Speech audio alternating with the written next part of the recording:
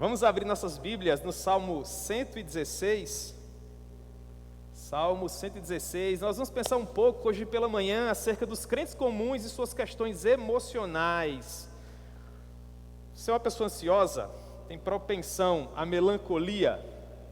Conhece alguém que tem algum problema de depressão? Será que esse tipo de coisa pode acometer pessoas que são cheias com o Espírito Santo? Um crente pode ficar deprimido, irmãos? Um crente pode ter depressão? São muitas das dúvidas que surgiram em nossos corações por ocasião da pandemia. Muitas pessoas preciosas adoecendo, algumas outras partindo para estar com o Senhor. Nós também sofremos na pele alguns dos efeitos danosos desse tempo difícil pelo qual nós passamos e ainda sofremos de alguma forma os seus efeitos. E ao longo desses dias difíceis de pandemia eu li a respeito, foi um assunto que me chamou muito a atenção. Tive a oportunidade de falar em alguns lugares a respeito dessas questões, e hoje pela manhã eu gostaria de conversar um pouco com vocês a respeito desse assunto, tá bom? Crentes comuns e suas questões emocionais. Quer dizer para vocês que eu não sou nenhum profissional da área da saúde, pelo contrário, então foram as minhas inquietações, as minhas próprias dúvidas, o desejo de ajudar algumas pessoas preciosas que estavam passando por situações difíceis, que me fizeram pensar a respeito dessas questões. Então nós vamos ler o Salmo 116, a partir do versículo 1 até o versículo 9, então vamos fazer algumas considerações com base nesse texto precioso, que nós passaremos a ler agora.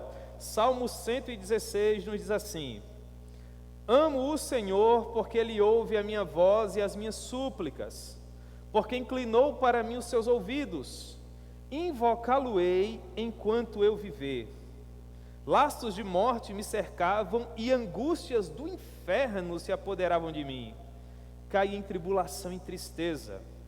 Então invoquei o nome do Senhor, e Ele disse: Ó Senhor, livre a minha alma. Compassivo e justo é o Senhor, o nosso Deus é misericordioso. O Senhor vela pelos simples. Eu achava-me prostrado e Ele me salvou. Então ele diz para ele mesmo no versículo 7: Volta, minha alma, ao teu sossego, pois o Senhor tem sido generoso para contigo. Pois Ele livrou da morte a minha alma, das lágrimas os meus olhos, da queda os meus pés. E então ele conclui, versículo 9: Andarei na presença do Senhor na terra dos viventes. Amém? Que Deus aplique a sua palavra ao nosso coração. Vamos orar um pouco mais em nome de Jesus? Senhor, nós amamos o Senhor e é com muita alegria que nesta manhã ensolarada nós subimos mais uma vez até a Tua casa com um desejo ávido em nosso coração de ouvirmos a Tua voz. Então, nos ser propício durante esta manhã e fala conosco de uma forma simples, de uma forma objetiva, para que todos nós possamos compreender aquilo que o Senhor quis nos ensinar. No nome de Jesus, amém. Muito bem, meus irmãos, nós não sabemos quem escreveu essa oração, contudo sabemos que ela faz parte daquilo que os judeus chamavam de Halel, um conjunto de canções que vai do Salmo 113 ao Salmo 118 e que eram cantados por ocasião da ceia pascal. Logo, por ocasião da Páscoa, quando a Páscoa era oficiada, os nossos irmãos do contexto do antigo Israel cantavam os salmos do 113 ao 118 com o objetivo de glorificar o nome do Senhor.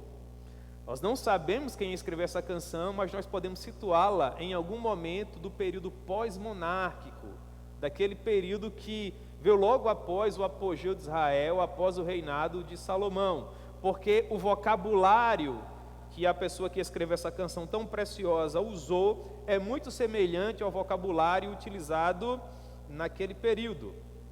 Ao longo de toda a canção, nós percebemos que havia um desejo premente no coração do salmista de enaltecer a Deus pelos seus muitos benefícios e por todos os livramentos que este haviam lhe proporcionado. Portanto, o Salmo 116 pode, de uma maneira muito clara, muito cristalina, ser considerado como um salmo de ações de graças, ok? Mas esse salmo, ele também fala a respeito de um homem que sofreu profundamente, de um homem que enfrentava dores tamanhas. E este homem não nos diz qual fora o motivo, o gatilho, o que acionou a sua profunda dor de alma, a sua profunda dor de espírito, ele só diz que a dor que ele sentia era uma dor lacinante, era uma dor profunda, era uma dor angustiante. Isso nos faz pensar. Por quê? Porque uma das principais características que norteiam a nossa vida em momentos de instabilidade emocional é a ânsia por descobrir o que é que está causando esse desconforto. Todos nós queremos saber o motivo do nosso sofrimento. Na verdade, o documento mais antigo da nossa Bíblia, que é o livro de Jó, fora escrito justamente para sanar essa inquietação que não é minha nem sua, mas que é uma inquietação humana. Qual seria? Por que nós sofremos? Por que há tanta dor no mundo? Ora, em primeiro lugar, eu gostaria de dizer para todos os irmãos que existe um tipo de angústia, existe um tipo de dor, existe um tipo de medo, de ansiedade que é perfeitamente normal. Na verdade, estes sentimentos, respeitadas as devidas proporções, fazem parte da nossa compleição, fazem parte da nossa natureza. Por exemplo, é normal sentir-se angustiado por uma resposta errada no exame que você acabou de fazer na universidade. Você estudou para um exame, se preparou para ele e havia uma pergunta lá que era até fácil dentre aquilo que você estudou e você errou. Daí a pouco termina a prova, você vai conversar com os amigos e o pessoal, rapaz, a resposta da 3 era B, e você, puxa vida, eu coloquei A. Se você é um bom estudante, você fica angustiado ali, rapaz, eu perdi aquela questão, tem gente que não dorme, isso é perfeitamente normal. Algumas outras pessoas aceitam um emprego diferente numa outra cidade, deixam a sua realidade local, precisam se mudar, e se sentem preocupadas, ansiosas, angustiadas, porque estarão longe dos seus familiares, dos seus amigos, enfim, pessoas preciosas que fazem parte do seu ciclo social. Esse tipo de angústia, esse tipo de ansiedade é perfeitamente normal, faz parte da nossa natureza. Há pessoas que estão ansiosas, por exemplo, pelos novos episódios da série que ele está acompanhando. Ele já assistiu 1, 2, 3 temporadas, ele está envolvido com aquilo, ele quer que a próxima série saia o quanto antes, porque o enredo daquela história agrada muito seu coração, ele está ansioso com isso. Portanto, percebam que o fato de você se encontrar deprimido ou ansioso, não significa dizer que há uma patologia ali, pelo contrário. Agora, por óbvio que existem limites que nos dão indícios de que estes sentimentos podem estar se tornando assim, superiores, um pouco acima do normal. E aí, neste momento, óbvio, nós teremos que tomar, algumas outras posturas, tá certo? Isso, de fato, é o que nos prejudica.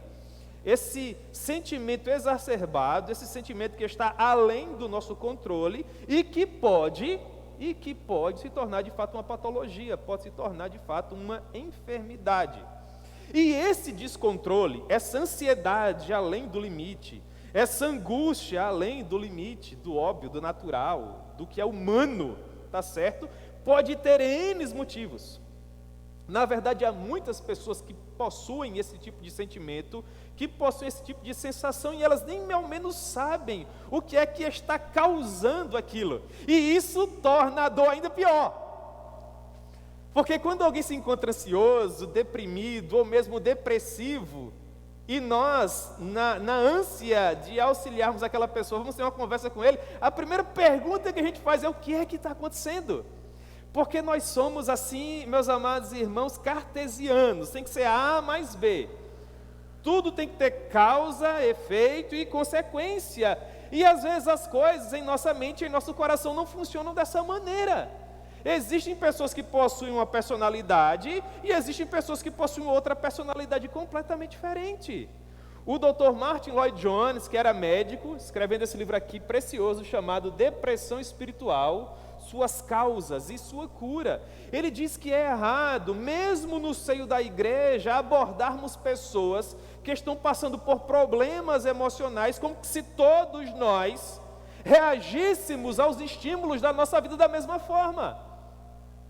O irmão A é mais forte do que eu emocionalmente, e eu, por minha vez, sou mais forte que o irmão C. Então, a notícia do jornal possui um efeito no irmão A, um efeito diferente em mim, e um efeito completamente diferente no irmão C. Nós podemos, frequentando a mesma comunidade, tendo acesso às mesmas exposições públicas das Escrituras, termos acessos de ansiedade, de medo, de angústia, de depressão, completamente diferente. E às vezes nós ficamos nos perguntando assim, mas o fulano é crente há tantos anos, escuta a mensagem que a gente escuta, lê os livros que a gente lê, frequenta os lugares que a gente frequenta, e é deprimido daquela maneira.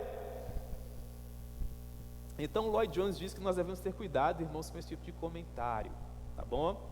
Para não piorarmos a situação dos nossos irmãos. Mas quais poderiam ser as fontes das nossas angústias, das nossas dores, ou mesmo da nossa depressão? Uma palavra tão comumente usada nos dias atuais, e que é comum em toda a Escritura. O mesmo Lloyd Jones, nessa miscelânea de exposições públicas das Escrituras, com base nesse tema da depressão, vai nos dizer que desde os primeiros livros do Antigo Testamento até o final do Novo Testamento, nós vamos encontrar pessoas deprimidas. Se você fizer uma leitura atenta das Escrituras, você vai encontrar muitos homens e mulheres que eram apaixonados pelo Senhor e, contudo, profundamente deprimidos. Por exemplo, você lembra de Ana, a mãe do Samuel? Em dado momento da vida dela, a Ana, ela sobe ao templo para louvar ao Senhor e ela não consegue nem falar. Tão profunda era a dor do coração daquela mulher, uma melancolia atroz. E o Eli, que era um sacerdote, ele chega para ela e acha que ela estava embriagada, porque ela conversava com o Senhor com o seu coração. É por isso, irmãos, que assim, eu acho muito bonito aqueles irmãos que eles vão ter a oportunidade de falar na igreja, e fala assim, eu saúdo os irmãos com a paz do Senhor, e eles querem um amém que vem, sabe, lá das juntas e medulas. E se você não der aquele amém do jeito que ele quer, ele faz mais uma vez, amém, eu não amém e tal. Aquele irmão, você percebe que ele está muito bem, teve um dia maravilhoso, mas você pode estar vindo da UTI com o seu pai nas últimas, ou a sua mamãe, ou seu filhinho está lá na Europa, ainda não deu notícia para você há tantos anos, você acabou de perder o emprego. Enfim, irmãos, nós somos seres humanos, nós não somos super-heróis. E às vezes nós não estamos com tamanha disposição para dar aquele amém gritante, ou para bater palma, ou para dançar, porque nós queremos louvar a Deus com o nosso coração que chora. E convenhamos, há pessoas que, e eu não quero generalizar, tá bom? Há casos e casos, há pessoas que estão ali dançando e bailando como Davi, o salmista, e batendo palmas, e às vezes aquilo é performance. Enquanto que outro está sentadinho, calado no canto dele, mas o coração está em chamas. Então, irmãos, nós temos que respeitar personalidade e personalidade. Tem um irmão que é mais expansivo, que dança, que bate palma, louvado seja o nome do Senhor. Tem um irmão que é mais comedido, deixa o lugar dele assegurado ali também, que Deus recebe a nossa adoração da mesma forma. Então existe compleição e compleição, personalidade e personalidade, disposição e disposição, e mesmo dia, tá bom? Tudo isso tem que ser levado em consideração, porque nós somos falíveis, nós somos seres humanos, e existem ainda situações externas que podem agravar os nossos sentimentos. Por exemplo, existem circunstâncias que podem tornar você uma pessoa deprimida. É o pai que está na UTI, como eu já mencionei, é o filho que está dando trabalho, é o emprego que insiste em não surgir. São circunstâncias que fazem você uma pessoa deprimida. Há tantos jovens que, humanamente falando, não possuem problema nenhum, são saudáveis, de uma boa família, mas há anos estudam para passar no concurso público, vem cobrança, vem despesa, a idade está chegando, muitos sonhos na fila.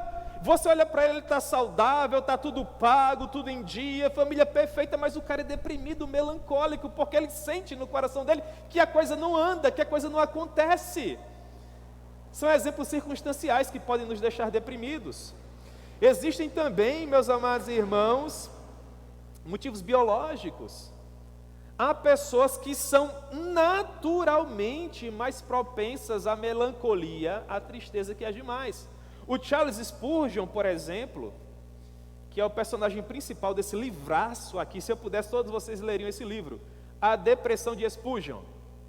Spurgeon é tido como príncipe dos pregadores, maior pregador, na minha opinião, do século XIX. Quem sabe ali, pau a pau com Whitefield, mas era um pregador muito bom, profundamente depressivo. Ele diz: eu louvo a Deus porque eu olho para alguns dos meus irmãos e percebo que na vida deles só há canários, enquanto que na minha vida eu fui agraciado apenas com corvos. Então perceba o quadro que ele fazia da vida dele. Ele diz: algumas pessoas têm canarinhos cantando para eles todas as manhãs. Deus me deu corvos. A personalidade dele era propensa à melancolia. Com 22 anos de idade, ele pregava para uma igreja lotada com 5.000 pessoas. E um irresponsável, no meio do culto, começou a gritar: fogo! Fogo! As pessoas ficaram tão ensandecidas, tentando sair do prédio o mais rápido possível, que dezenas de pessoas foram pisoteadas e morreram. Spurgeon tinha 22 anos, era recém-casado e já era pai de gêmeos. Ele entrou numa depressão tão profunda, mas tão profunda, que no domingo pela manhã a esposa dele ia na igreja, reunia um grupo de diáconos, levava os diáconos para a casa do Spurgeon, forçava a porta, entravam à força no quarto dele e arrastavam ele para a igreja. Ele diz que bastava olhar para a Bíblia e ele já começava a chorar.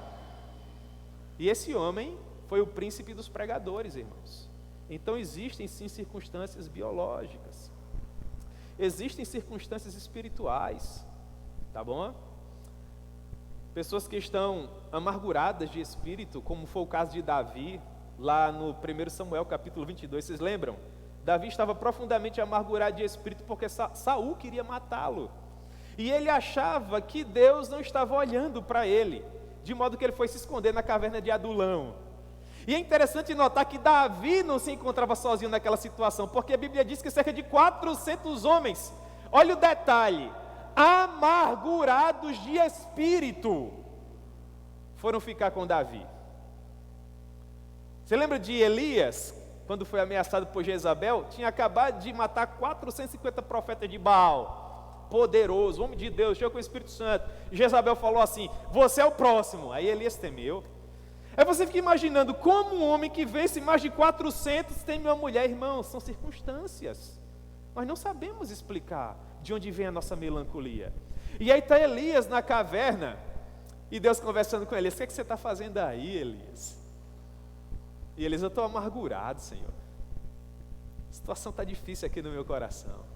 E Deus vai lá restaurar o profeta. Lembra do Jonas? Nós estamos lendo a história do profeta Jonas e a gente fica assim: puxa vida, não há motivo para isso. O Jonas é isso, o Jonas é aquilo. Mas irmãos, o coração, já dizia um professor da época lá do ginásio, quando eu estudava, é terra que a gente não anda. O coração é uma dor que a gente não consegue pôr a mão para tocar. E há quem diga que aqueles locais que dói e a gente não consegue colocar a mão são os piores. E está lá o Senhor conversando com Jonas: Jonas, como é que a gente resolve esse problema? E Jonas: eu quero morrer. Para mim é melhor a morte. Você já viveu uma experiência assim, que você achava que estava no fundo do poço, que não tinha mais esperança para a tua vida, para o teu ministério? Vai fazer uma leitura atenta das Escrituras. Tem muita gente boa pensando dessa maneira. Você vai ler 2 Coríntios capítulo 1, versículo 8 e 9, está lá o apóstolo Paulo, o maior teólogo de todos os tempos, maior missionário de todos os tempos. Ele vai dizer que quando se encontrava na Ásia, ele enfrentou uma tribulação tão profunda que ele achava que a única saída para ele seria a morte. Ele diz: eu tive a certeza absoluta que para mim só mesmo a sentença de morte, de tão deprimido, de tão angustiado que ele se encontrava. Então existem circunstâncias físicas, existem circunstâncias biológicas, existem circunstâncias espirituais, e às vezes não existe circunstância nenhuma. Às vezes não há nada aparente. E no entanto uma melancolia profunda assalta o seu coração, de modo que às vezes você não consegue nem levantar da cama.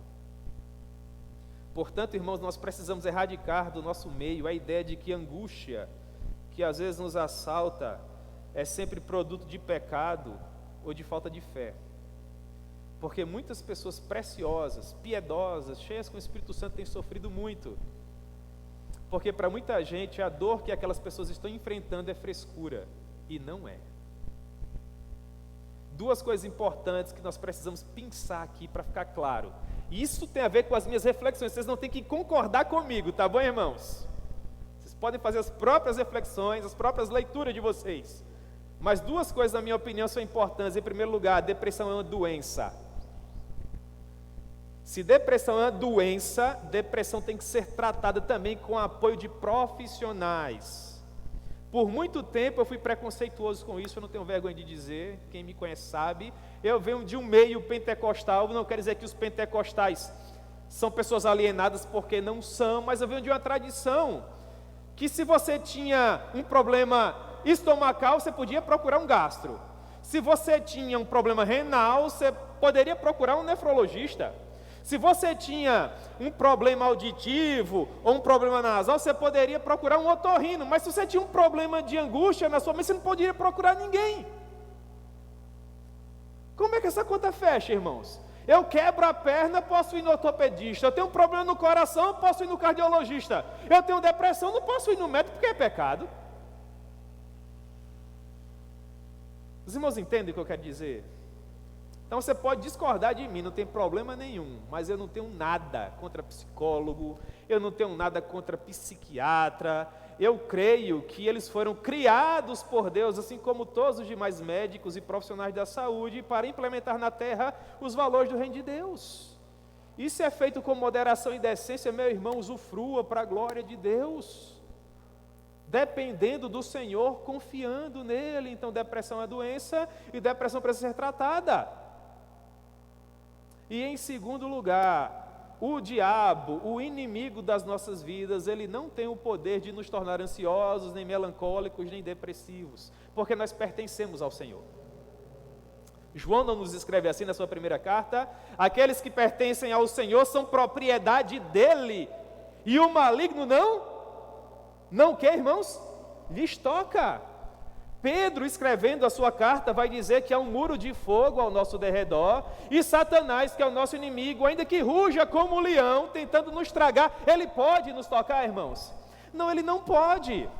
Contudo, e aí vem aqui o nosso irmão Richard Baxter, que foi um pastor que trabalhou muito com problemas da alma, escreveu esse livraço, Superando a Tristeza e a Depressão com a Fé. A que conclusão esse homem chega? Que, se bem que o inimigo ele não tem o poder de causar isso em nós, porque não vale feitiço contra Jacó e nem encantamento contra os filhos de Israel. A palavra de Deus é preciosa, né, irmãos? Mas ele é audaz, ele é estrategista. E o que é que acontece? Quando você está deprimido, quando você está depressivo, você naturalmente se isola, você naturalmente não quer companhia, você naturalmente acha que só o silêncio pode ajudar você. E aí, de certa forma, você vai deixando para trás o grupo. Você vai deixando de ter contato com aquelas pessoas que te amam e se preocupam com você. Você naturalmente vai se isolando. Há as devidas exceções, mas nós geralmente somos assim, não é verdade? O que acontece? É justamente aí onde ele ataca.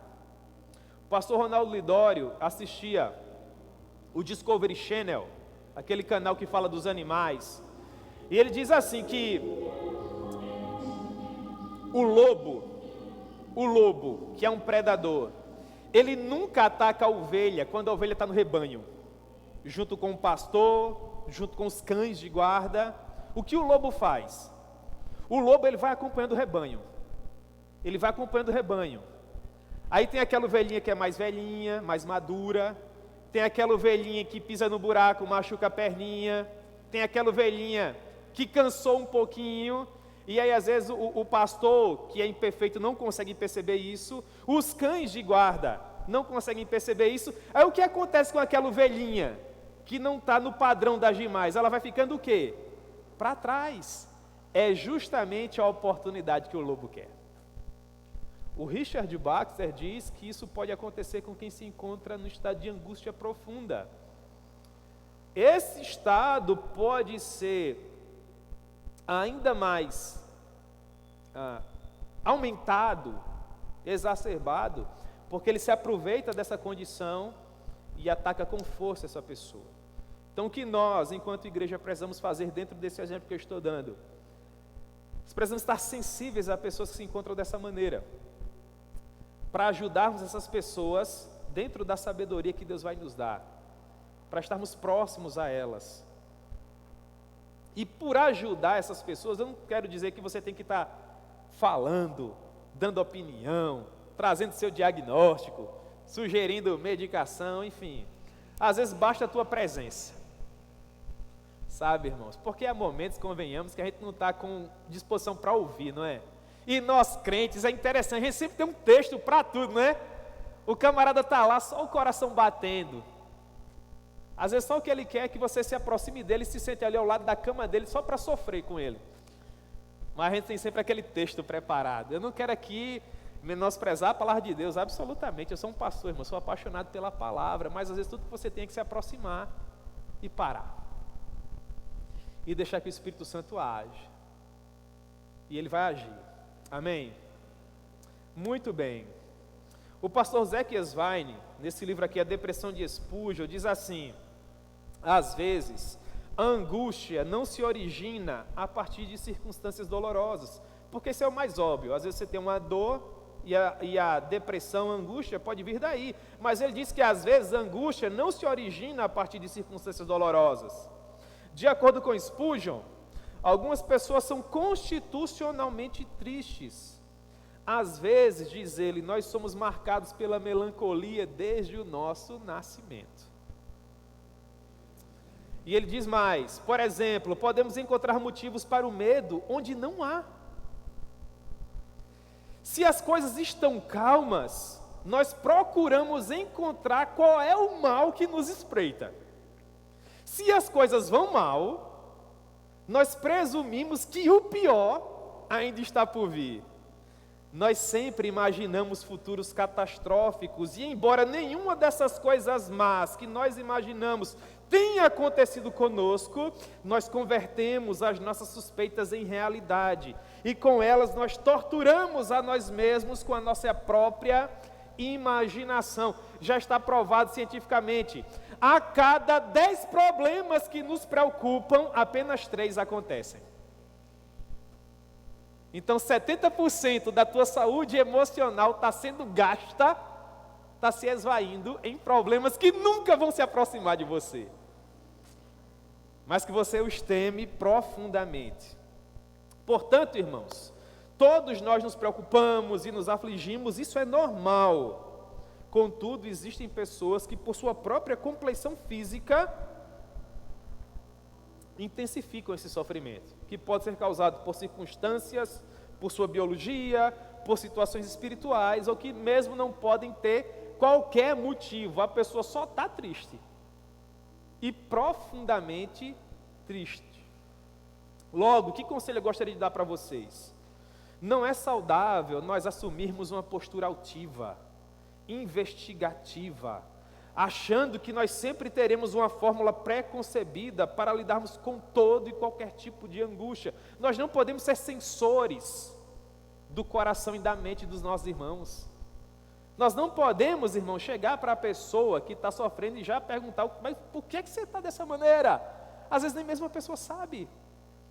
Ou então nós fazemos a nossa avaliação de acordo com o nosso coração e a nossa vida. E falamos para aquela pessoa, mas fulano, você não tem motivo para estar assim, mas fulano, você tem que...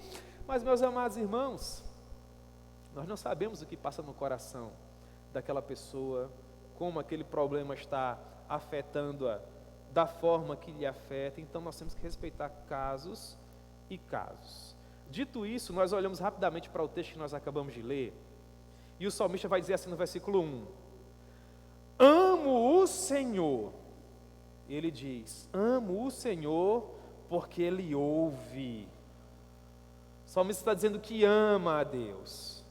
Spurgeon vai dizer, nesse livro aqui, que no meio da dor que ele experimentava, a mais doce e a mais óbvia de todas as evidências de que havia solução para a vida dele era o amor.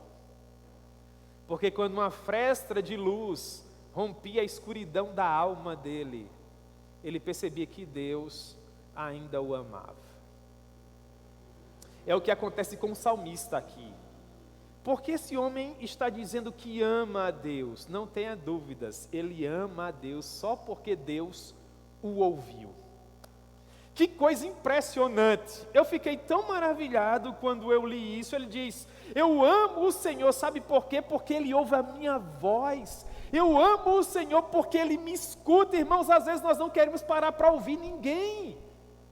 Sobretudo nós que temos, às vezes, pela graça e misericórdia do Senhor, posições de liderança na igreja, tudo que a gente quer falar, irmãos. A gente sempre tem um diagnóstico, a gente sempre tem um texto, a gente sempre tem um livro, a gente sempre tem um conselho. O que é que o homem está dizendo aqui? Que Deus o ouviu. Deus Todo-Poderoso, Deus que tinha solução, Deus que podia resolver. Quando ninguém mais queria ouvir esse homem, Deus parou e falou para ele: meu filho, fala. O que é que está acontecendo? E ele derramou o coração perante o Senhor. E ele está dizendo: eu amo o Senhor. Sabe por que eu amo o Senhor? Porque quando ninguém parou para me ouvir, Deus parou.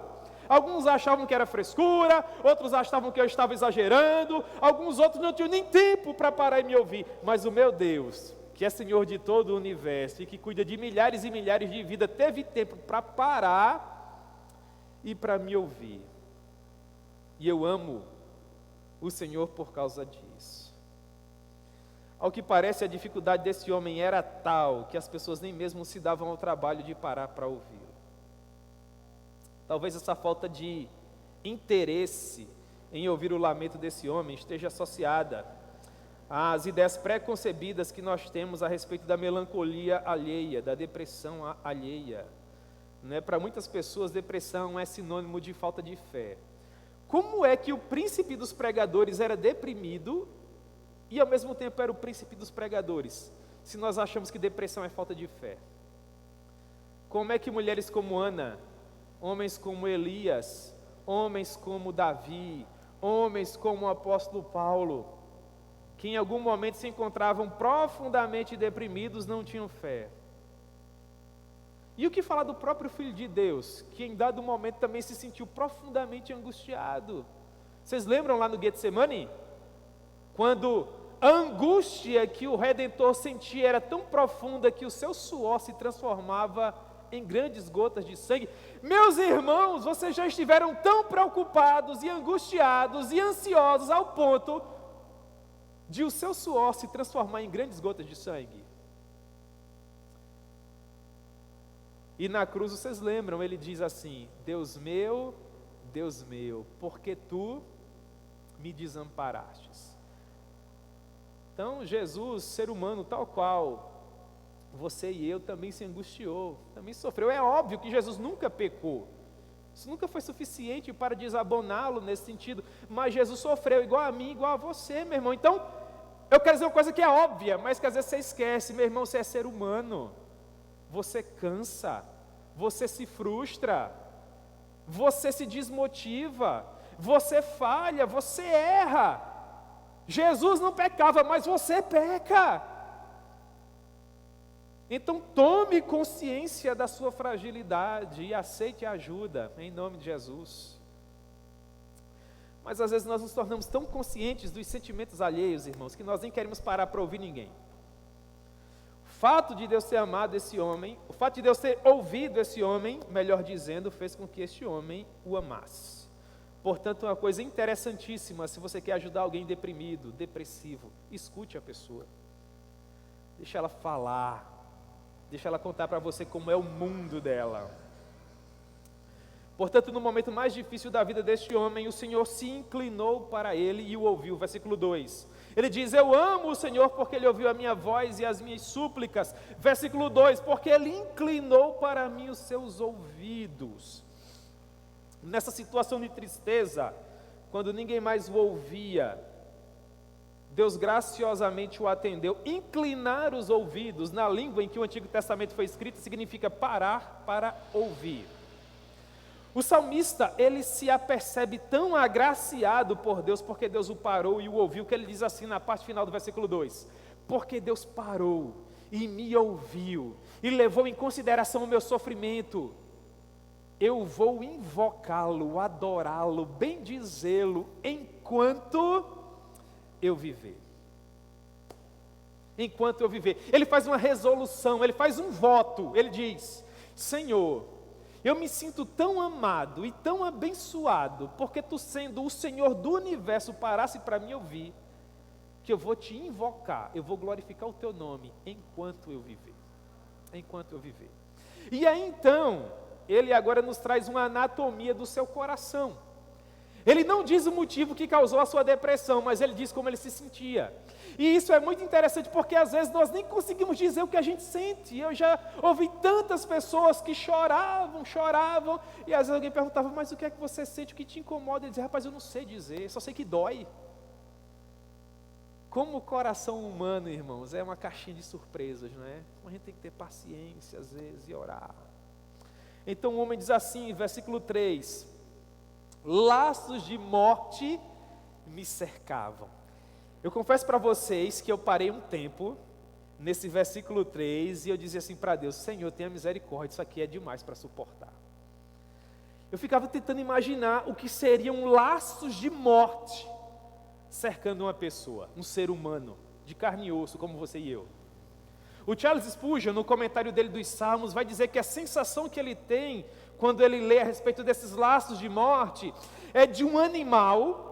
Lembra daquelas caçadas da Idade Média? Havia os senhores feudais em seus cavalos e haviam vários e vários cachorros que estavam ali para cercar a presa. Então imagine que você é a presa.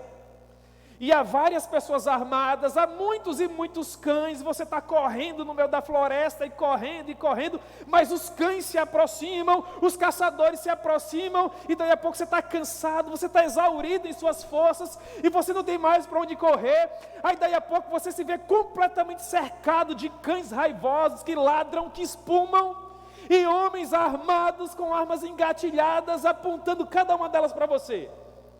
Spurgeon diz, laços de morte me cercavam. Essa é a ideia que ele faz e eu concordo com ele plenamente. É aquela sensação de olhar para todos os lados e achar que para você não há mais esperança. Quando isso acontece, qual é o próximo sentimento do coração? E angústias do inferno se apoderavam de mim. Será isso, irmãos? Angústias do inferno, já imaginou? A angústia por si só já é algo terrível. Agora imagina angústias do inferno. Talvez seja aquela certeza de que a destruição, de que o fim está tão próximo, que não resta mais qualquer esperança no seu coração. É nesse momento, irmãos, que as metáforas para tentar explicar o nosso sofrimento surgem, não é? Estou à beira do abismo, estou num poço escuro, há pessoas deprimidas que sonham caindo, que sonham sofrendo, que sonham numa sala escura onde não há interruptor para ligar, angústias do inferno. E ele diz, a minha vida era tribulação e tristeza. O que seria tribulação? Tribulação é a dor que inquieta, é a dor que retira o conforto, é a dor que nos deixa à deriva. Tribulação é a dor de existir. Você sabe o que é isso?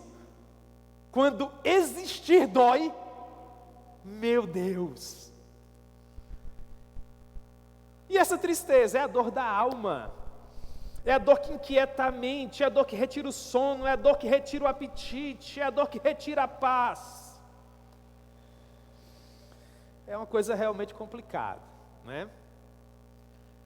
Então, isso é um breve quadro, irmãos, do que seria a depressão desse homem. É algo do sentimento que ele experimentava. Eu gostaria de fazer uma citação para vocês desse livro aqui, do John Piper, Quando a Escuridão Não Passa. O John Piper, cuidando de muitas pessoas melancólicas na sua igreja, ele diz assim, não é trabalho desperdiçado amar quem se encontra depressivo. Ele diz, não é possível persuadir uma pessoa deprimida de que ela não foi completamente rejeitada por Deus, caso essa pessoa esteja convencida de que de fato Deus a abandonou. Entretanto, nós podemos ficar bem ao lado dela, como uma prova de que Deus ainda a ama, assim como o pastor John Newton fazia com o depressivo William Cowper. Ele o lembrava de que a bondade, a misericórdia, a benevolência e a compaixão de Deus não o haviam abandonado. Então ele diz: Deus tem suas razões para permitir o sofrimento daquelas pessoas que são tão preciosas ao seu coração. E o apóstolo Pedro é um exemplo claro disso. Depois de ressuscitar, Jesus falou para Pedro: em verdade te digo que quando você era jovem, você se vestia e andava por onde você queria, mas quando você for velho, as pessoas vão estender as mãos sobre você e vão te levar para onde você não quer ir. Jesus disse isso para Pedro, significando com que tipo de morte ele haveria de morrer, e Pedro foi crucificado. Havendo dito essas coisas, Jesus olhou nos olhos de Pedro e disse: agora me siga. Em outras palavras, Jesus disse para Pedro de que ele sofreria e que inevitavelmente ele morreria, mas nunca deixou de deixar claro para Pedro que o amor que ele sentia por ele sempre seria suficiente e que o sofrimento dele serviria para a glória de Deus. Então, irmãos, eu não sei se vocês concordam comigo, mas é muito difícil amar uma pessoa dizendo para ela: vou crucificar você. Porque Deus é quem efetua em nós tanto o querer como o realizar de todas as coisas. Tudo só acontece com a permissão de quem? De Deus. Aí Jesus está dizendo para Pedro: Pedro, eu vou te crucificar porque eu te amo. Às vezes acontece assim conosco, irmãos. Jesus permite a ansiedade porque nos ama. Jesus permite a melancolia porque nos ama. Jesus permite a depressão porque nos ama. É fácil de compreender? Não é. Mas é dessa maneira que Deus trabalha conosco. Nesse ponto, eu vou fazer uma pergunta para vocês. Será que um cristão genuíno, cheio com o Espírito Santo, pode experimentar esse tipo de coisa que nós acabamos de ler nesse versículo 3? Será? Será que um cristão pode ser depressivo? Ou sofrer depressão? Vou fazer mais uma citação para vocês. Essa aqui eu tenho que ler, porque se eu pudesse eu colocava numa moldura para ler todos os dias. Olha só que visão interessante do pastor Zeck Esvaine, pensando sobre a tristeza da alma, pensando sobre a possibilidade de um cristão estar depressivo. Ele diz assim: mas seguir Jesus não deveria acabar com a depressão? Jesus não deveria curar esse tipo de doença? Muitos de nós sentimos que se fôssemos mais fiéis a Jesus, nós não sofreríamos esse tipo de coisa. Outros até nos dizem que se nós formos de fato salvos, nós não deveríamos ser depressivos. Então ele diz: mas assim como um homem com asma ou uma mulher que nasceu muda, provavelmente permanecerão dessa forma, embora amem a Jesus, de igual maneira nosso transtorno mental e nossa inclinação à melancolia frequentemente continuam conosco. A conversão a Jesus não é o céu, e sim a sua antecipação. Deste lado do paraíso, a graça nos assegura, contudo, não nos cura em definitivo. Você é crente, meu irmão, mas você tem enxaqueca. Você é crente, mas você tem prisão de ventre. Você é crente, mas você tem, sei lá, imagina alguma coisa aí. E por que um crente não pode ser depressivo ou melancólico? Existem traços de fraqueza na criatura que até mesmo a graça não apaga. Embora a cura substancial possa vir, às vezes Jesus trabalha da maneira como Ele quer. Portanto, nós cristãos que sofremos de depressão, podemos ficar terrivelmente fracos, mesmo na fé. Todavia, eu quero deixar bem claro, nós não estamos perdidos para Deus. Ao contrário daqueles que nos dizem que nós não temos fé suficiente, ou que estamos condenados por causa da nossa incapacidade de sorrir, a depressão do espírito não é um índice do declínio da graça. É Jesus e não a ausência de depressão que nos salva, e você precisa declarar essa verdade. A nossa sensação da ausência de Deus não significa que Deus está ausente. Embora o nosso sofrimento corporal não nos permita sentir o toque suave da graça de Deus, Ele continua nos segurando firmes. O nosso sentimento e a força do nosso coração não é o que nos salva. Jesus nos salva. Amém. Louvado seja o nome do Senhor. Portanto, mesmo as pessoas que possuem uma fé genuína podem sim sofrer desse de angústia. Mas vamos terminar. De que maneira Deus ajudou esse homem? Ora, algo maravilhoso aconteceu. Versículo 4, ele diz: então invoquei o nome do Senhor. O que foi que esse homem disse para Deus? Versículo 4, a parte B, ele diz: ó Senhor, livra a minha alma. Irmãos, essa é uma das formas mais seguras de nós nos mantermos saudáveis, emocionalmente falando. Em tempos de dificuldade, embora pareça difícil, busque a Deus, clame por Ele. O profeta Jonas viveu uma situação semelhante, você lembra? Jonas foi lançado no mar, numa condição inimaginável, onde angústias do inferno se apoderavam da sua alma, assim como acontece com esse salmista. E nesse momento Jonas diz assim, Jonas capítulo 2: tu me lançastes no profundo, no coração dos mares, e a corrente das águas me cercou, todas as tuas ondas e as tuas vagas passavam em cima de mim, as algas cercaram até a minha alma, o abismo me rodeou. Eu desci aos fundamentos dos montes, desci até a terra, e os ferrolhos da vida se fecharam sobre mim. Minha nossa. Foi nesse momento que Jonas finalmente lembrou do Senhor. Então ele diz: perceba como isso é precioso.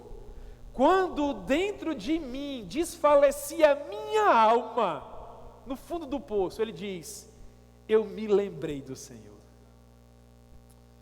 E o que foi que ele fez? Nesse momento de angústia, nesse momento de dor, ele gritou. A oração de Jonas foi um grito. Então ele diz assim, Jonas 2:2, você pode olhar, ele diz: então eu gritei. Eu fico imaginando um homem no estômago do peixe, toneladas de água na cabeça dele, e ele dá um grito. E o que foi que ele gritou? Qual foi a oração de Jonas? Interessante, irmãos, que às vezes nós ficamos preocupados em fazer orações bonitas, não é verdade? Elaboradas. Lembra da Ana? A Ana não conseguia nem falar. Você acha que o Jonas estava lá, no coração dos mares, no ventre do peixe, dizendo: ó Senhor, eu te amo profundamente, assim como o pardal encontrou uma casa, e a andorinha encontrou o seu ninho? Jonas estava gritando, berrando: tenha misericórdia, Senhor, me ajude, eu estou desesperado. E Deus ouviu a oração do homem. Meus irmãos, não há ninguém que venha até o Senhor com o coração contrito e quebrantado que não seja ouvido por Ele.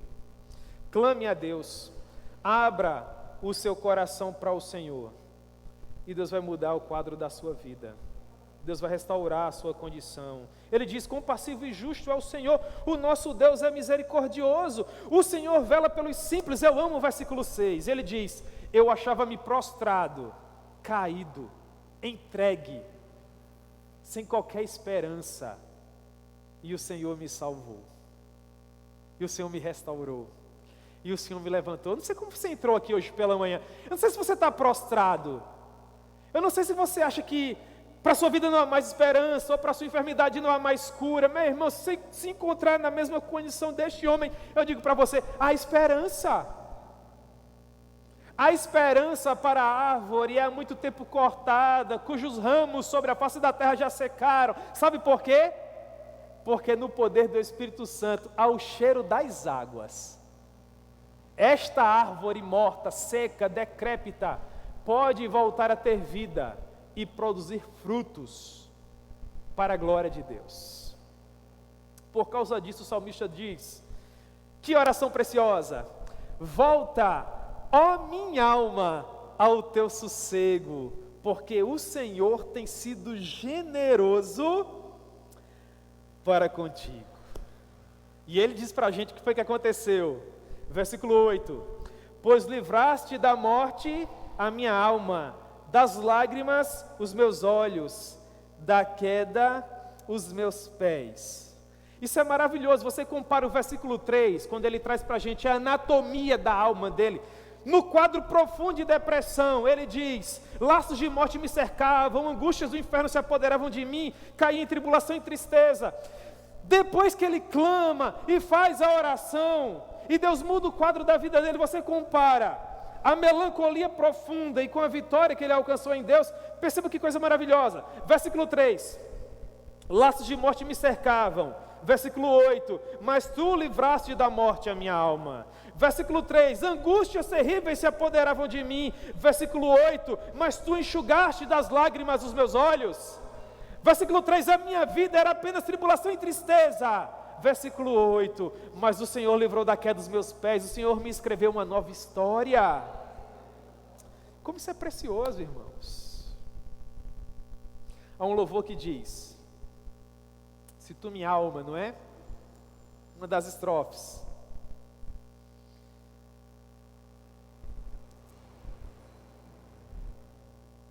Por que te comoves, perdendo a calma? Não tenha medo, em Deus espera, porque bem cedo Jesus virá. O choro pode durar toda uma noite, irmãos, mas a alegria pode vir sim pela manhã. A que ponto nós chegamos aqui? Você se encontra angustiado, melancólico, depressivo, Deus pode te curar agora. Deus pode te curar hoje. Mas Deus também pode te curar amanhã, ou daqui a uma semana. Existem pessoas que se livram dessa enfermidade, mas algum tempo depois ela tenta bater na porta mais uma vez, às vezes ela volta, às vezes ela não volta. O que eu quero dizer com isso? Você nem é melhor e nem pior do que ninguém por causa disso. Até porque existe um ditado bastante popular que diz que dor de barriga empobre, não é verdade? Em mim e você não dá apenas uma vez não. Você agenda lá, segunda-feira, amanhã, sei lá, amanhã, 23, quero ter uma dor de barriga, assim, 9 horas da manhã está bom para mim. Você coloca isso na sua agenda? Não. Mas às vezes, infelizmente, sem agendar ela vem, a dor de cabeça, a enxaqueca, enfim. Da mesma forma, irmãos, são as doenças, as enfermidades emocionais. Nós não somos nem melhores nem piores, nós não agendamos, mas às vezes, sem que nós as desejemos, elas vêm. Nesse momento, confie no Senhor, procure auxílio, pessoas que te amem, procure ajuda médica se for o caso, mas jamais esqueça que Deus continua amando você. Assim como esse homem teve certeza absoluta disso, no versículo 9, e a gente conclui agora, ele diz: andarei na presença do Senhor na terra dos viventes. É a segunda afirmação teológica que esse homem faz. A primeira delas é, lá no versículo 2, invocarei o Senhor enquanto eu viver. E no versículo 9 ele diz, andarei na presença do Senhor na terra dos viventes. É como se em outras palavras ele estivesse dizendo, enquanto houver fôlego de vida em mim, esteja eu feliz ou triste, angustiado ou em paz, depressivo ou em plena calmaria, não importa, eu louvarei ao Senhor, eu bendirei o nome dEle, ainda que não seja com palavras, ainda que não seja com aquele amém bem alto, mas lá no fundo do meu coração eu vou lutar para encontrar forças, para ainda que no meio da minha tristeza, eu continue louvando a Deus. Algumas aplicações, irmãos, a primeira delas, mesmo nos momentos em que os ouvidos mais próximos não querem, ou mesmo não podem nos ouvir, saiba que Deus sempre ouvirá a sua voz. Então fala para Ele o que você está sentindo, ainda não seja com os seus lábios, tá bom? Em segundo lugar, você não tem que se preocupar com as palavras mais elaboradas, ou mesmo em tecer um comentário teológico para explicar para Deus como é que anda o teu coração. Você só tem que falar. Afinal de contas, lembre que Deus te conhece melhor do que você mesmo. E em terceiro lugar, permita que a sua alma volte ao sossego. Descanse no Senhor, confie nele. Perceba que por mais que as dificuldades venham tentar bater na nossa porta, Deus sempre será o guarda fiel do nosso coração. Ele sempre nos protegerá. E em último e quarto lugar, Deus conhece você e Deus sabe onde é que Ele quer chegar com o que você tem vivido. Eu não sei, você não sabe, mas Deus sabe. Tá bom? Deus sabe. Eu quero concluir, irmãos, lendo um poema para vocês, um poema que foi escrito por um homem chamado William Cowper. Está nesse livro aqui do John Piper chamado O Sorriso Escondido de Deus. Por que é que o título desse livro é O Sorriso Escondido de Deus? Porque esse livro, na verdade, é uma mini biografia de 3 personagens. John Bunyan, que escreveu O Peregrino, profundamente depressivo. Ele escreveu um livro só para falar da depressão dele. Sabe qual é o título do livro? Graça abundante ao principal dos pecadores. Era como ele se sentia. O outro personagem é William Cowper. E o último é David Brainerd. David Brainerd foi o missionário que mais influenciou missionários desde o século XVIII até aqui. Profundamente depressivo. Então esses homens possuíam quadros emocionais tão difíceis que o John Piper colocou o título do livro O Sorriso Escondido de Deus. Você olhava para a vida desses homens e achava que Deus não sorria para eles. Mas Deus nunca deixou de sorrir para eles. Só que às vezes as pessoas não percebiam. Então, no poema chamado Há uma fonte de sangue, ele escreveu assim, preste atenção, e eu vou encerrar agora, 10h45. Deus se move de forma misteriosa para realizar as suas maravilhas. Ele imprime as suas pegadas no mar e cavalga sobre a tempestade. Fundo em minas imensuráveis de habilidade que nunca falha, ele entesoura os seus desígnios brilhantes e opera a sua verdade soberana. Vós, santos medrosos, renovai a coragem. As nuvens que tanto temeis são grandes em misericórdia e irromperão em bênçãos sobre as vossas cabeças. Não julgue o Senhor com débil entendimento, mas confie nele por sua graça. Por trás de uma providência carrancuda, ele esconde uma face sorridente. Os seus propósitos amadurecerão rapidamente, desvendando-se em cada hora.